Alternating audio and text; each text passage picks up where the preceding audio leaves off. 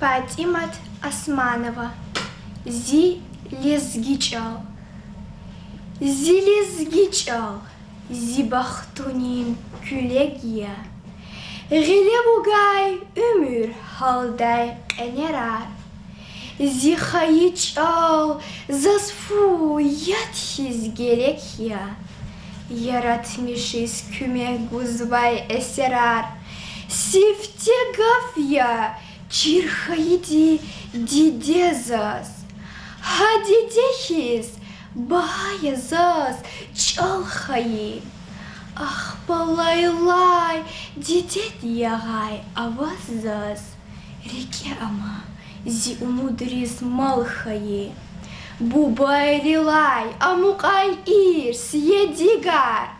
Çal bahaya sas bubadin bupahis.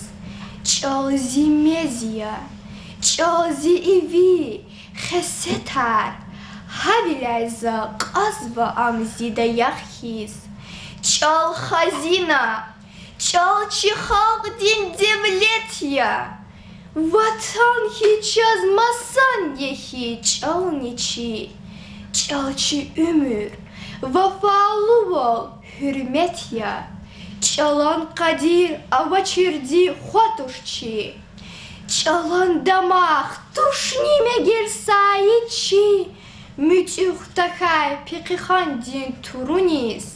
Lezgi xoya. Lezgi çilel xayiçi. Durum gayi insafsuzdir turfan riz. Emin ani viçin güzel rangaral. Bezetmiş çiçal. Gürçe gebehiz.